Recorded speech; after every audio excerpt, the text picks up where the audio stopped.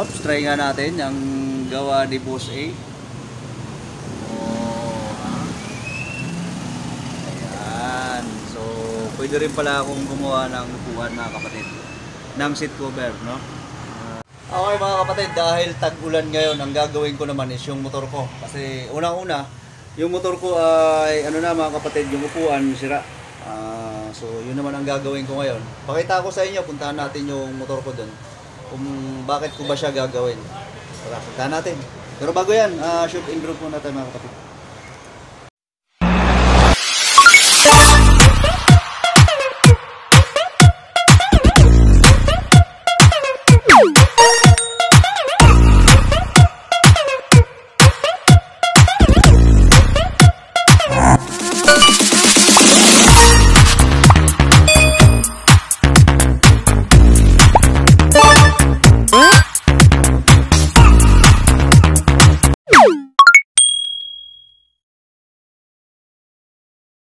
Yan, puntahan natin yung motor ko. So, ito na nga yun mga kapatid. Tag-ulan na. So, mga kamot-kamot na ng pusa. Yan, hindi lang kamot ng pusa, talagang pinagkakagatan na. So, gagawa naman ako ngayon. Gawin ko tong seat cover ko, no? Ito, meron tayong bala. Siyempre, hindi mawawala ang ating bala. Ating yan, tacker. Meron din ako nito. Matagal na to mga kapatid. Hindi ko lang inaano sa inyo yung aking paggagawa nito, ano? Hindi ko pinupost, hindi ko pinapakita. At saka ito ang ating bright. Yan. So same lang sila ng brand doon ng aking seat cover. Pero ito ginawa kong orange lang para medyo maganda. May kulay pula rin ako nito pero kulay orange ang aking kakabit. So yan, try natin yan dyan. Pakita ko sa inyo paano ko siya ikakabit, ano? Tatanggalin muna natin tong ating upuan.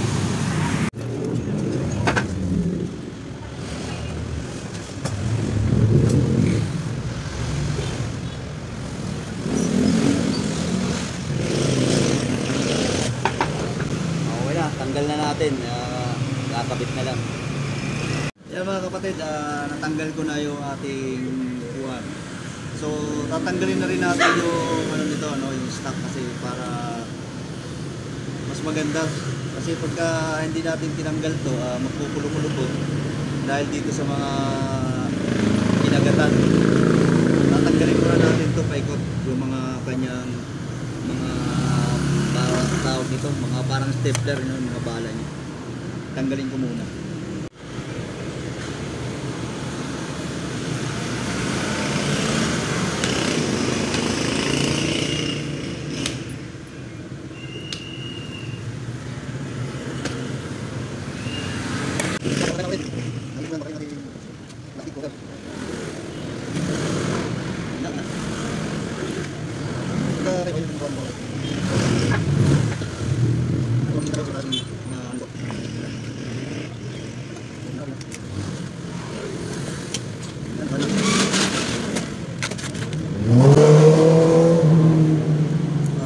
Pasaan na nga yung ano ko.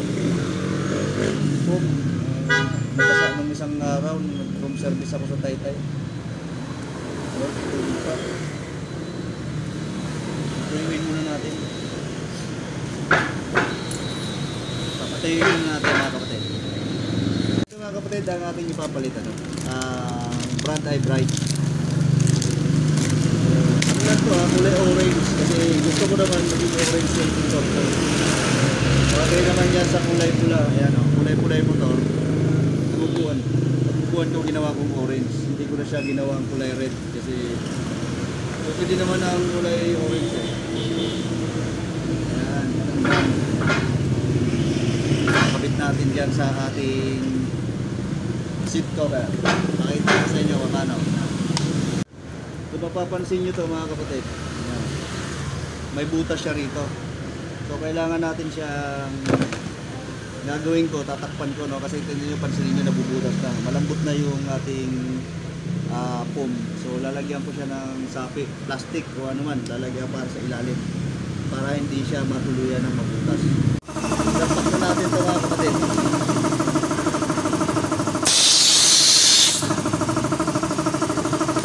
Check na rin natin ang ating bala, mayroon pa.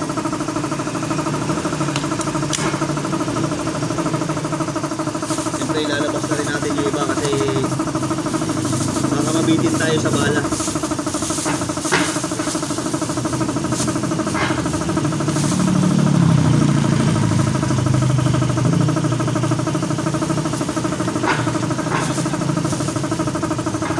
Dami pa to. Marami pa kukuha ng magagawa dito ko sa Kaliman.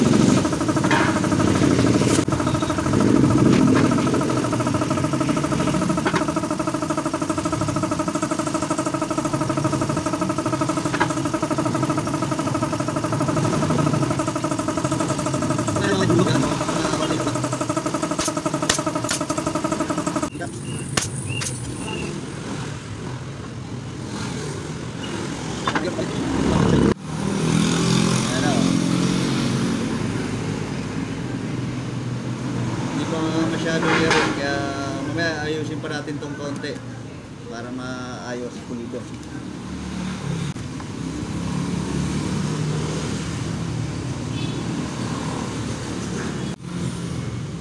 Ayan mga kapatid, konti na lang, tatapos na tayo.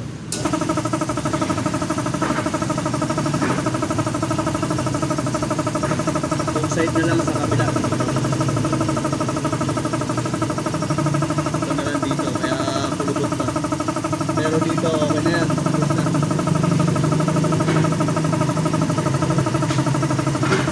Tatapos na tayo.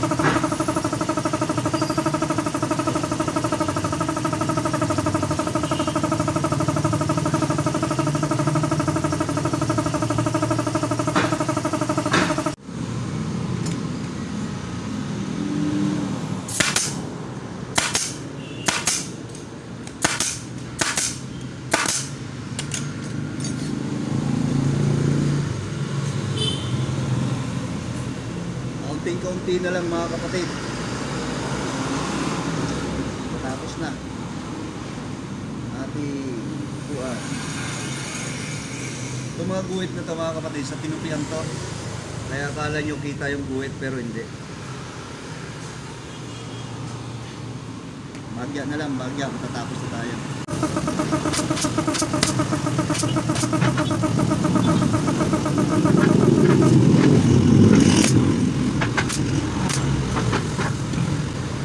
Okay na, yun na ang ating kuhan, kakat na lang.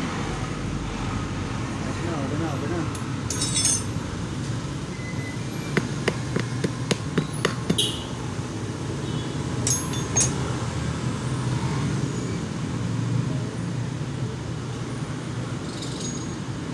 Kakat na lang natin itong mga gilid mga kapatid. Tapos, taran, okay na ang ating upuan.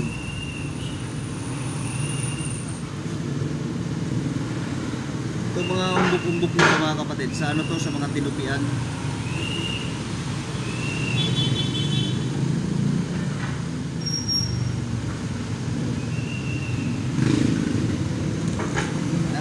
Pwede na ako mag-upholstery. Makita ko sa inyo maya pag nakupit na natin.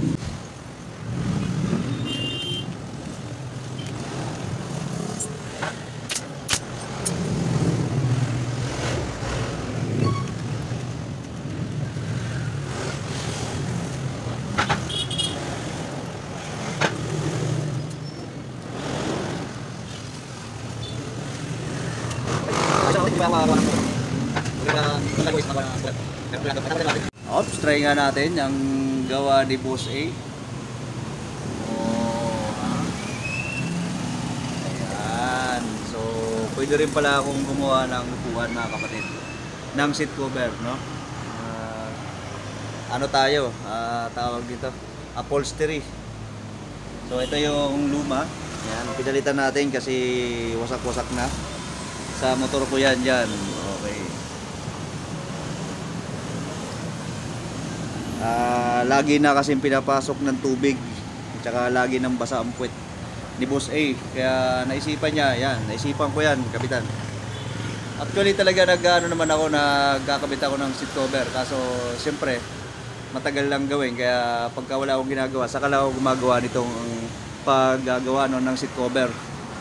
Pero kapag hindi naman ako masyadong busy, kahit kayo, pwede kayo magpagawa sa akin. Punta lang kayo dito. Tapos kung may ano kayo, seat cover, pwede rin. Kung wala, ako na rin ang bahala sa inyo.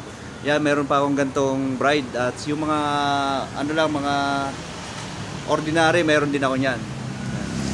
Kulay orange kinabit ko para kakabit ko dyan sa aking kulay pula. Okay, kakabit muna natin. Pakita ko sa inyo kung paano natin ikakabit yan. Pwede na, di ba? Yan o.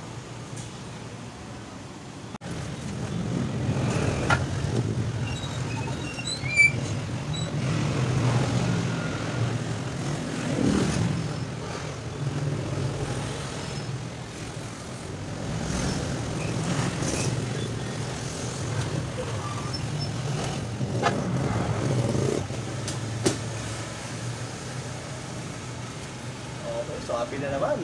Ganda na naman ang ating upuan. So, ayun. Ayan na mga kapatid. Okay na. Maganda na ang upuan natin. No? Hindi na tayo mababasa kapag tayo ay umupo.